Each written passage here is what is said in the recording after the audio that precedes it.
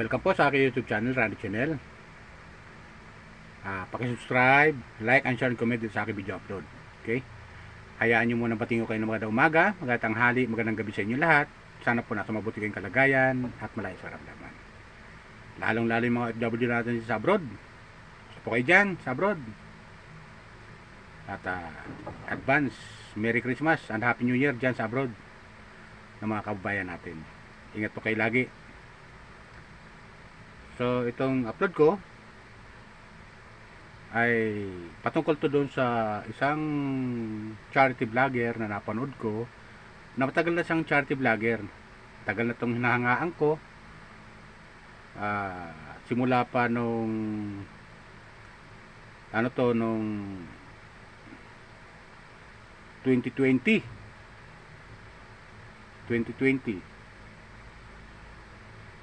Yun, basta ganun. Palagi ko siya napapanood, pero tong bandang huli ay bibihira lang siya mag-upload ng mga video upload. O mga video upload niya. Bibihira lang siya mag-upload. Hindi natin alam kung anong kadahilanan. So itong tutukoy ko ay isang isang mabait na charity vlogger ito. Diyan sa Bicol pa rin, particular sa Bicol. Ito ay si Mr. Virgilin Care, si Miss Virgilin Care kung tawagin natin. Diba? Yung kanyang channel ay Virgilin Care. Kasi meron ako napanood video upload niya na na meron siyang tinulungan na mag-iina diyan sa Bandang Bicol na mula sa Kabihasnan ay 2 oras pa ang lalakarin papunta roon sa bahay nilang ng kanyang tinulungan na beneficiary. Mapapanood nyo yung kanyang upload video, panoorin nyo yung pag napanood ang pamagat doon sa caption niya. Pag napanood nyo to ay baka meron kayong pwede nyo tulungan, nakalagay ron eh. So doon pa lang napanood ko yung hirap ng buhay ng isang ina na may 6 na anak, na ay yung asawa ay nakakulong dahil hindi natin alam kung anong kadahilanan ba't nakulong. Pero ganun pa man, sa hirap ng buhay na nangyayari sa atin, sa kasalukuyan, bagamat noong patong kahirapan ng buhay, pero wala talaga eh. Sabi nga sa mga napapanood natin, mga kasabihan, na yung mga mahihirap lalong lumulubog sa kahirapan, at yung mayayaman lalong yumayaman. Diba ganun yun, kapwa viewers? Pero hindi natin masisisi kung naging ganun nga sila, ang hirap ng buhay, di ba? Hindi natin sila masisisi dahil panapanahon lang yan. Kung naghihirap tayo ngayon, baka darating ang araw, bukas makalawa, taon, mabibilangin, gumanda naman buhay natin. So balik tayo doon sa sa napad kong video upload ni Virgilin Care na yung may 6 na anak, at pakikita natin doon sa kanyang video upload. Hindi ako kumuha ng video clip kasi nga nahihiya rin naman ako kay Virgilin Care, pero balang araw kukuha rin ako ng mga video clip. Hindi man siguro masama kung kukuha ka ng mga kahit man lang 2 minuto lang, di ba ganun yung kapwa viewers. Di ako kumuha, pero napanood ko kasi, kaya nag-upload ako ng ganito. Na ang dami, yung tanong sinasabi ko, ang purpose doon, sa napanood ko na yun, doon ko naalala, na ang dami naghihirap na ating mga kabayan. Ang dami naghihirap, katulad yan. Tapos, yung confidential fund, na nakawilan ng ating gobyerno, ng ating ng ating VP Presidente ng Pilipinas, si VP Sara. Ewan ko nakaka-relate kayo mga kapo-viewers.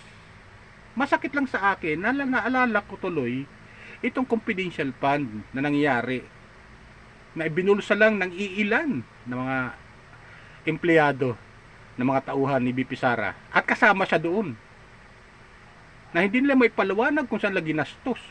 Dapat confidential fund, total confidential pa naman yan, dapat hinikayat niya yung mga tao na kung may mga tao man siya na maghanap kayo ng mga tao matutulungan natin. Hindi confidential fund para sa ating sa ating bansa na na para sa ating kaligtasan ng ating bansa. 'Di ba? May confidential fund naman ang ating mga kasundaluhan. Ang EEP, ang PNP, may sarili confidential fund yan eh. Ba't kukuha pa itong Vice Presidente na confidential fund na para sa sinasabi, sa kasabihan na para daw sa mga sa EEP, pagtulong sa mga EEP na makakuha ng mga information mula sa mga kalaban ng ating estado. Di ba? Kung yung confidential pa na ginastos lang sana nila sa magandang paraan at pinamigay sa mga kabayan natin na mahihirap sa kabundukan, pinasyalan sana nila, binigyan sana nila ng ayuda, mga 10 kabang bigas, 10 kartong sardinas, 10 kartong noodle, 10 bawat pamilya 10 karton na biskwit pang alalay man lang. Matutuwa pa siguro tayo. 'Di ba, kapo-viewers? Matutuwa pa tayo. At least nagamit sa magandang paraan. Nabigyan yung mga kabayan natin na walang nakapos sa kahirapan. 'Di ba? So nung mapanood ko yun, naalala ko tuloy yung confidential fund. Ang dami talaga nagugutom sa ating mga kabayan, pero talagang nakakainis lang eh, di ba, kapo-viewers? Nakakainis lang na yung mga kabayan natin naghihikaw sa buhay, nanakawan pa. Na yung pera ng taong bayan yun. Tingnan mo, yun na nakawan nila. May 6 na anak. Kumikita ng 5 piso kada araw. Ang sakit, di ba? Ang sakit sa dibdib, kapo-viewers.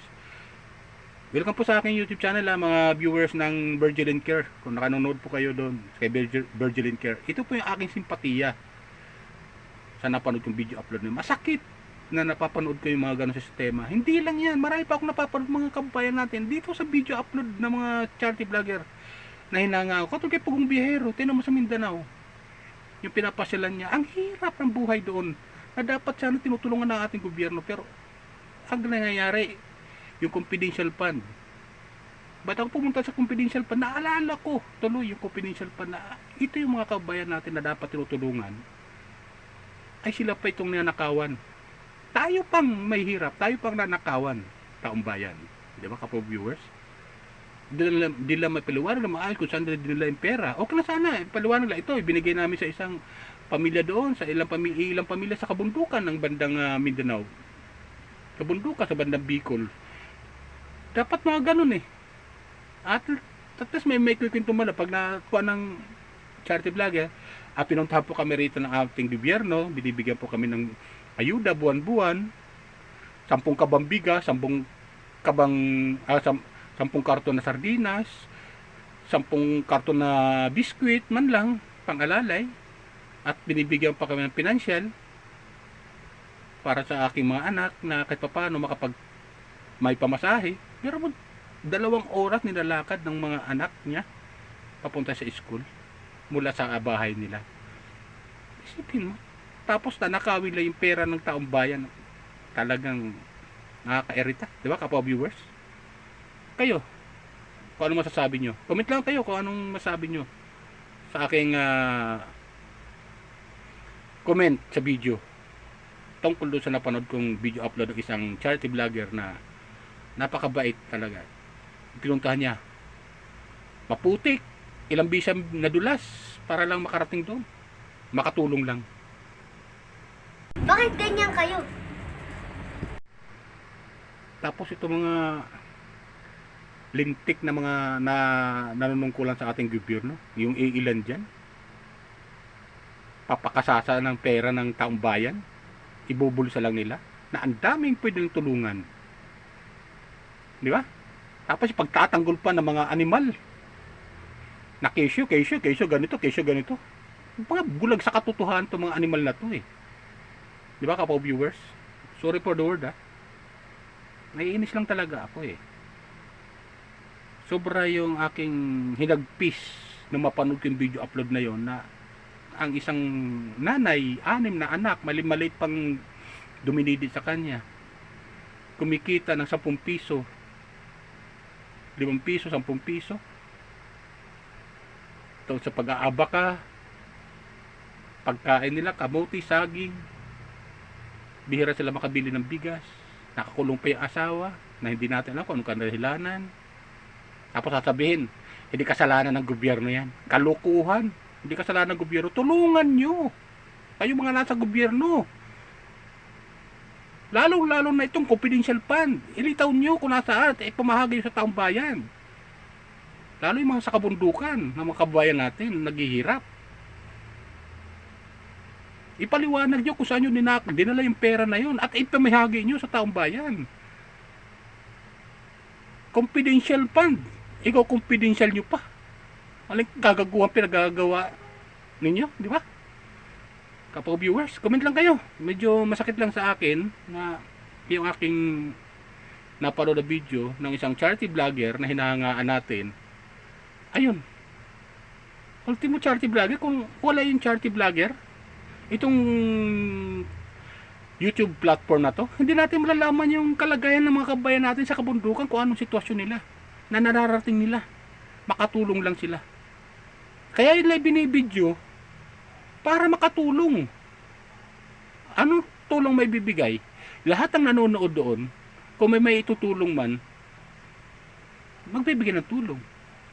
Pero itong mga gobyerno, itong sila BP Sara, itong mga magnanakaw na mga taga mga tauhan nila ni BP Sara na confidential fund, na di natin alam kung saan ginastos yung pera na yon, na di lang may palawaran na maayos kung saan ginastos.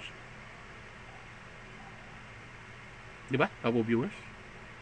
Nakakainis yung napanood natin video hearing dyan sa Congress, yung Quadcom Committee, at saka doon sa budget hearing sa Congress, na yung si BP Sara ayaw sumagot ng diretsyo, na tinatanong sa kanya kung saan ginastos.